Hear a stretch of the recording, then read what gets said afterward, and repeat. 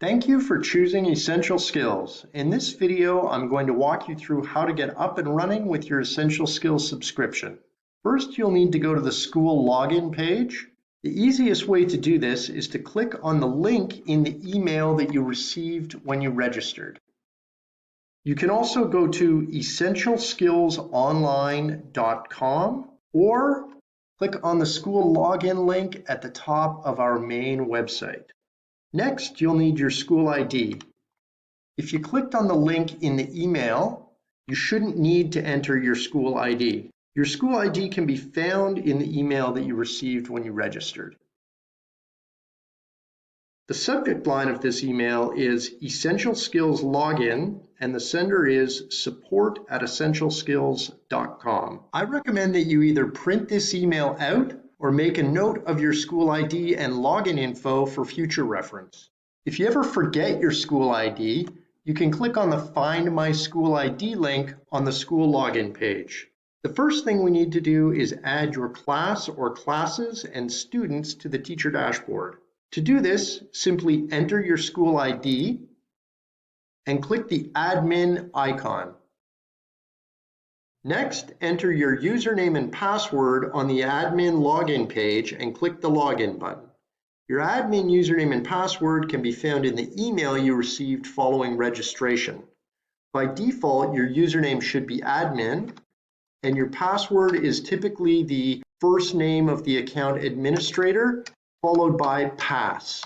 My name, for example, is Matthew, so my default password is Matthew Pass. The first time you log into the teacher dashboard, you can simply follow the prompts to add your class or classes and students. You'll have two options for adding your class or classes. You can either enter a class name, teacher login name, teacher password, and click the Add to Class List button, or you can use the import feature to add multiple classes and students. If you only have a few classes to enter, adding them one at a time is quick and easy. If, however, you have several classes that you're adding, it's recommended that you use the import feature. Simply follow the instructions for how to properly format your file. The import feature accepts 5 different formats for your data, so you'll have plenty of options to choose from. If you have a list of teachers and students in a different format, it might be easiest to just import a class list and then go in and add students afterwards. To import just a class list, you would select option 1, including just a list of classes in the first column. Whatever class name you enter, this is how it will appear to students during login. You can choose to enter teacher names, grade levels, or any other information that will help the students identify their class. I'm going to use Mr. Brown grade 2.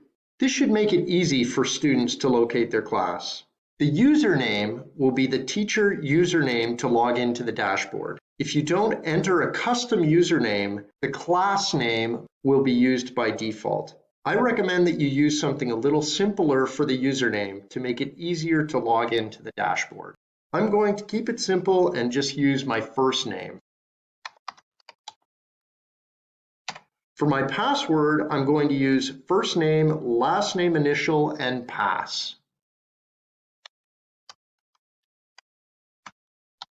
Finally, click the Add Class to List button. At this point, you'll be asked if you'd like to add students. Go ahead and click OK. You can either type a list of students or copy and paste a list into the area on the left-hand side of the screen. If you're entering students one at a time, you can hit Enter after each name to move to the next line. If you have a list of students, you can simply copy and paste this into the space provided.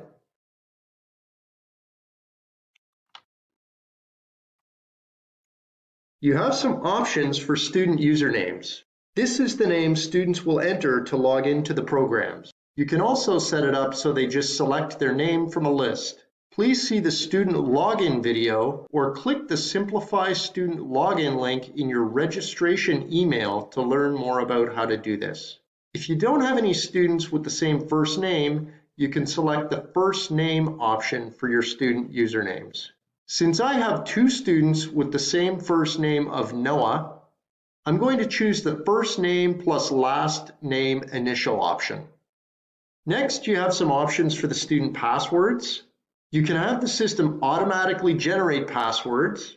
You can enter a common password for all students, or you can even have it so that there's no password required. For security purposes, we recommend using the generated password option.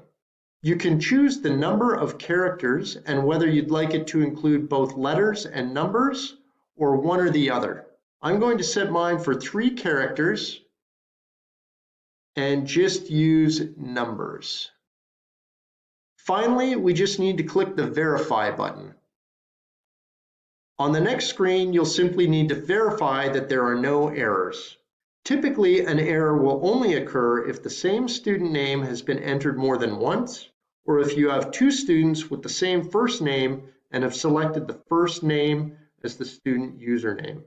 If you do happen to run into an error, simply select Retry to go back and correct the issue. If everything checks out, you can go ahead and click the Add Students button.